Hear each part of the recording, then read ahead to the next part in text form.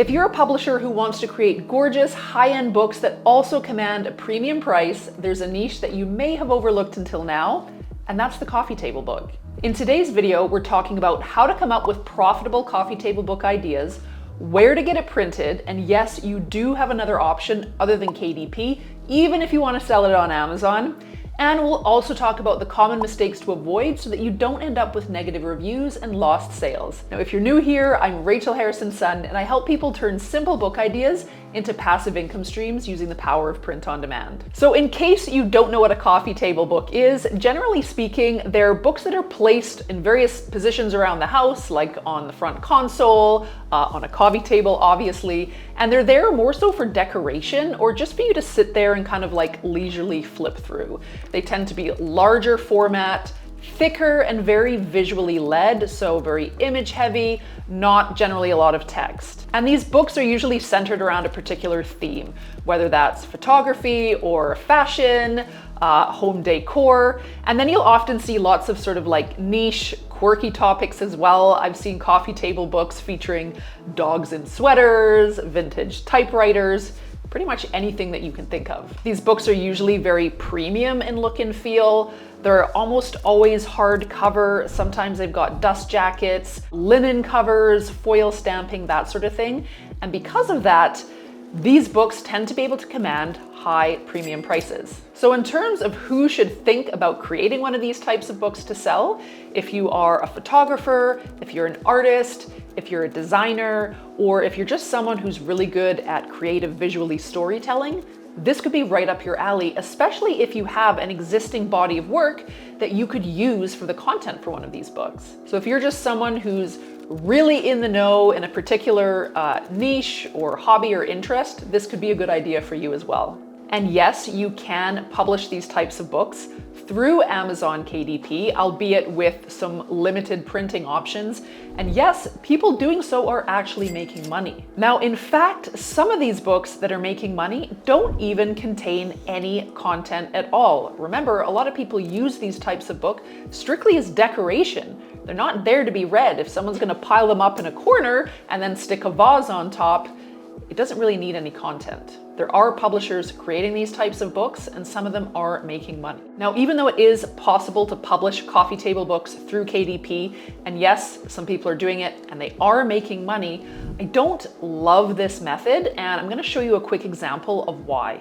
So take this example right here. This is a coffee table book that has been published through KDP. It's called In Love with the Sea. Now, this book has a great bestsellers rank. It is making money.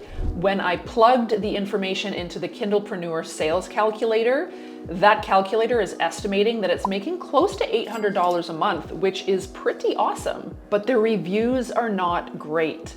There's 95 reviews and almost a quarter of them are 1-star reviews, and it's not because of the content of the book itself. The imagery is great. This person has done a fantastic job curating the images, laying it out, it looks solid, but the complaints are about the print quality of the book. Remember, people who are purchasing coffee table books, they are expecting something high-end. This is something that's going to be on display in their home, so they want it to be high quality and have a really premium feel. And if you're someone who wants to create a reputable book brand, create beautiful products, get great reviews, enjoy great sales, then you need to deliver on a premium product. Now, later on in the video, I'm going to show you how you can deliver on all of those things and still sell your book through Amazon. But first, let's start with step number 1 on how to create one of these books. Now, if your coffee table book is meant for personal use or you just want to create one as a gift, then create whatever you want. It really doesn't matter.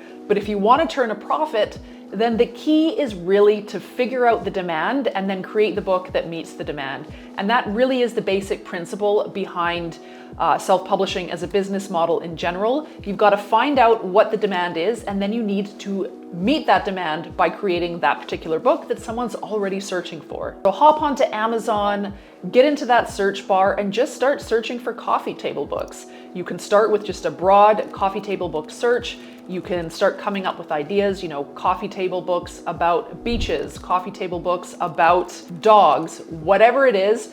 Check it out, scroll through all of those categories on the side, see what comes up, and see what types of coffee table books are selling. Of course, it's not just good enough to see what types of books are selling, you also want to check out the competition. Do they all have dozens and dozens of 5-star reviews? If so, that's probably too competitive for you. But there are categories out there that exist that either don't have a ton of competition, or the competition really isn't much of a threat because the books are very low quality. So once you've got your idea, it's time to round up the content. And with these books being really image heavy, the first order of business is to source all of your imagery. Now, if you're a photographer, if you are a designer, if you are an artist, and you've got an existing body of work to draw from, that's fantastic. If you're not and you don't have any of those things, then your role becomes that of the curator.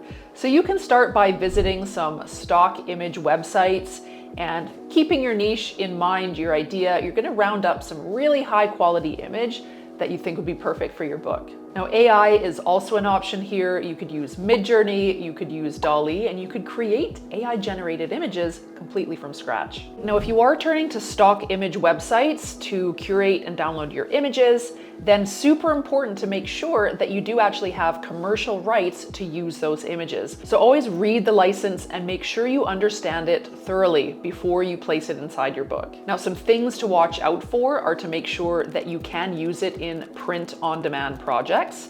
So that includes books being printed through KDP or anywhere else on any other print-on-demand platform. It includes looking out for print run limitations. So as an example, Deposit Photos, their standard license is good for up to 500,000 copies of your book sold. After that, you would need to upgrade to an extended license.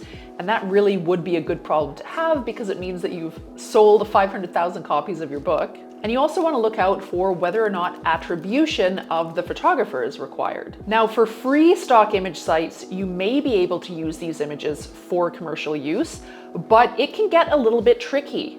Sometimes the licensing terms can be vague or they can change without notice. You might also not be covered if the images contain recognizable people or private property or copyrighted content, like artwork or brands or logos. So best practice here is to avoid free stock photo sites unless you are 100% sure that you've got commercial rights usage. Make sure you can actually download a copy of the image license to keep on hand, just in case KDP or wherever you publish this comes back to you and asks if you have the right to use that image. So this is something that has happened to me in the past multiple times, where KDP has sent me an email and saying, do you have the rights to use this image in this particular book?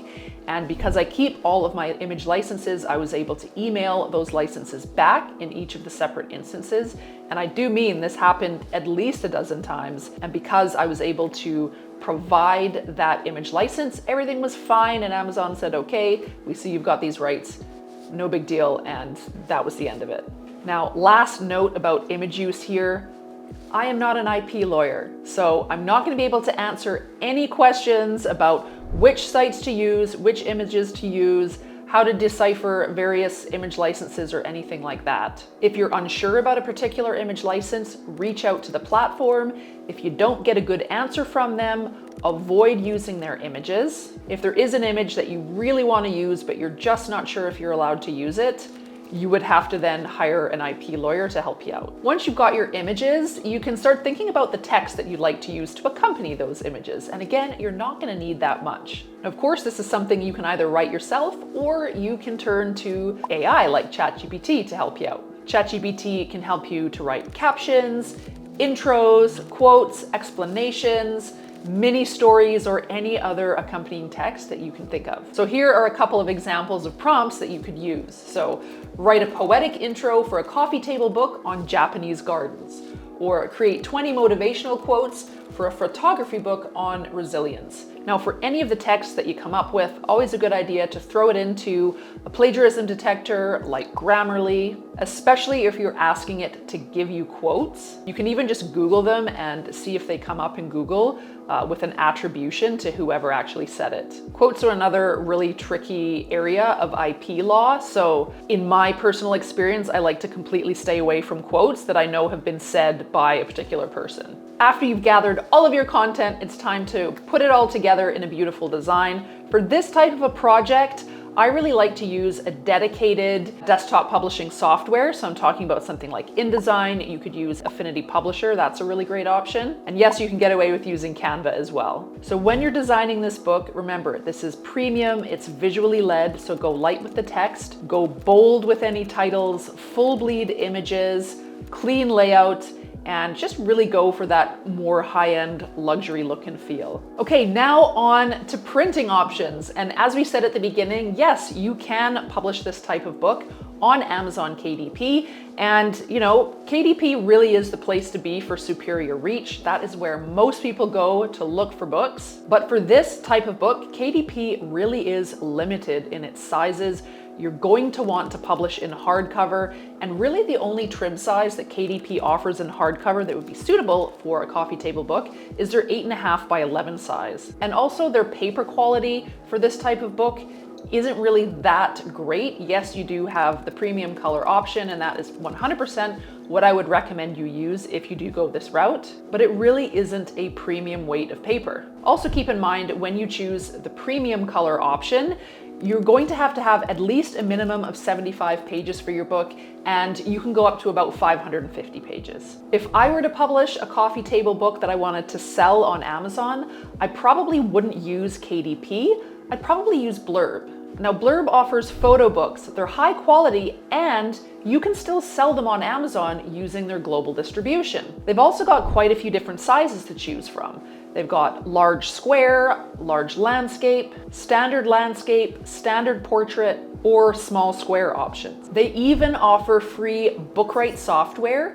which includes a variety of different free templates that you can use to create the layout for your book. Now, one thing to note if you go this route is that Amazon's going to charge a fee for you if you publish on Blurb and want to sell on Amazon. Their fee is $1.35 per book, plus 15% of your list price. So you're gonna wanna factor that into your list price when you're looking at print cost, Amazon's fees, and the royalty that you ultimately want to make on your coffee table book. These are your two best options, I believe, for print on demand if you want to print this type of book. Of course, you can get a bulk printer to do this, so you can do offset or digital printing in bulk, and this actually does work out to be much cheaper in the long run. But the problem, of course, is that you have to foot the bill up front to get that minimum print run. And that is usually in the neighborhood of several $1,000s, making it a fairly unappealing choice for a lot of us. And finally, here are 5 things to keep in mind if you're looking to publish a coffee table book and then sell it on Amazon. First, skip the paperback and always go hardcover. People who buy coffee table books are looking for something high-end because they want to use it as a decorative display item in their home, and paperback just doesn't deliver on that. Don't choose the lowest quality paper.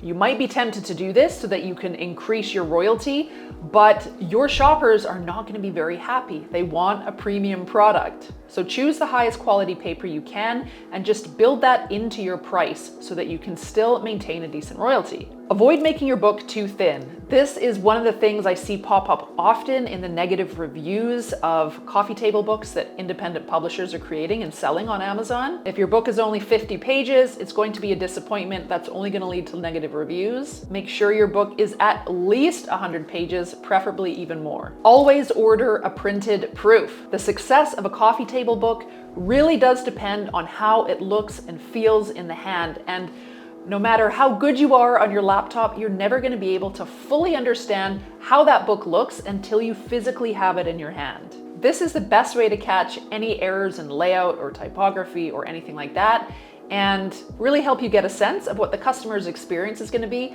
once they receive your book. And always run your numbers first. This doesn't matter if you're creating this book for yourself or as a gift for someone else, but if you want to make a profit on it, you want to make sure that you have a healthy profit margin. The higher end materials that you want to be using in this type of book cost more money to print. So you're going to need to factor that in when you're setting your list price and make sure that you've got a healthy royalty. Now, we talked about one alternative to publishing through KDP in this video, and that's Blurb.